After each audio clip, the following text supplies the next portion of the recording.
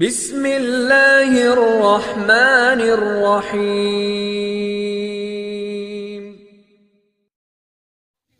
اور میدان محشر میں روایت میں پڑا ہے کہ حضرت بلال کے لیے براق سواری لائی جائے گی، اس پر بٹھایا جائے گا، حضرت بلال کی گردن لمبی ہوگی اور مؤذنین سارے، کیونکہ یہ اذان مؤذن اس کا کیا مرتبہ ہے، یہ اذان میں 5 دفعہ دعوت جو اللہ کی طرف سے دین کی دعوت ہے اس کے کلمات تامہ یہ دہرایا کرتے تھے، کانوں میں انگلیاں دیا کرتے تھے کہ دنیا بازاروں میں، کھیتوں میں، دفتروں میں، اسپتالوں میں جہاں جہاں جو آواز لگ رہی ہے وہ سننے کے قابل نہیں، ان سے تو کانوں کو بند کیا جائے اور مؤذن جو کہہ رہا اللہ اکبر اللہ اکبر اس اذان کو سنا جائے۔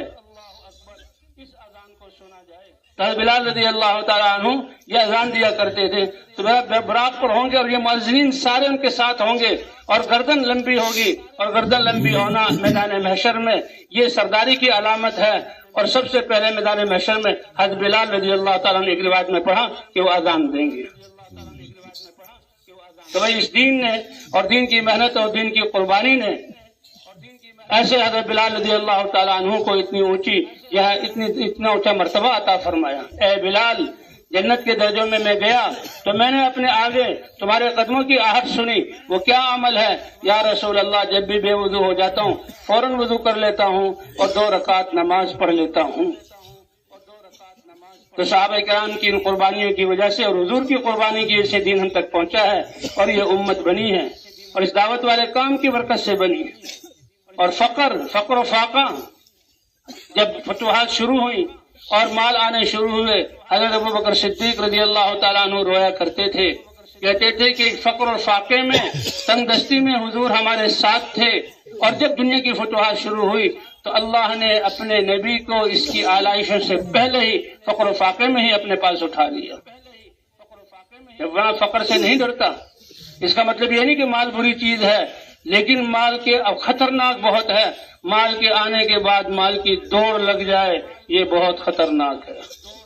اللہ دونوں طرح آزماتے ہیں، فقر و فاقے کے بھی سے بھی آزماتے ہیں کہ ان حالات میں بھی صحابہ کرام حضور کے زمانے میں فقر و فاقہ عام تھا، لیکن مجال ہے فقر و فاقے نے ذرہ برابر بھی صحابہ کو دین پر چلنے اور دین کی محنت سے روکا۔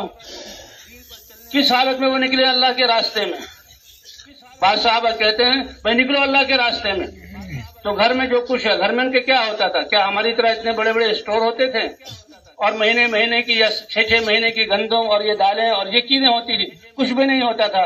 کسی کے گھر میں کچھ کھجوریں ہیں، کسی کے گھر میں کچھ پنیر کے ٹکڑے ہیں، کسی کے گھر میں کچھ چند جو ہے روٹی کے سوکھے ٹکڑے ہیں اور ستو ہے، وہی لے کر چلتے تھے اور تھوڑے دیر میں وہ ختم ہو جاتا۔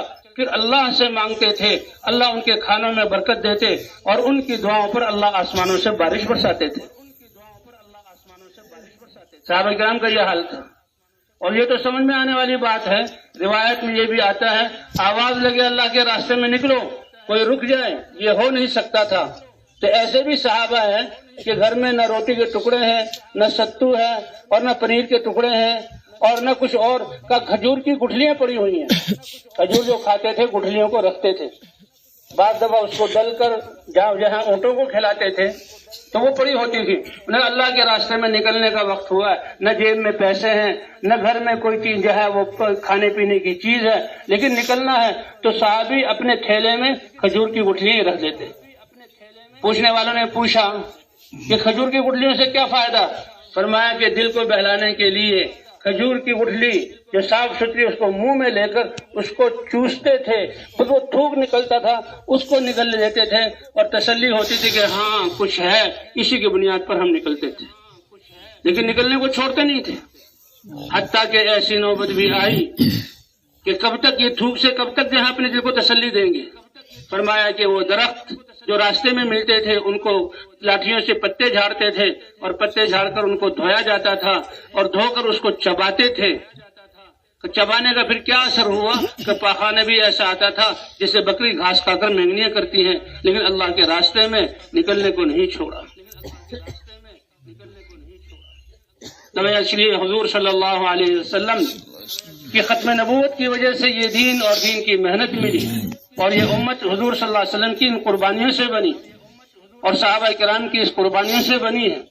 اور اللہ نے انسان کو دنیا میں رہنے کے لیے نہیں بھیجا. یہ انسان تو کل نفس ذائقۃ الموت، موت کا مزہ تو ہر ایک نے چکھنا ہے. جی ہاں. اور پھر تمہارے اعمال اصل یہ ہیں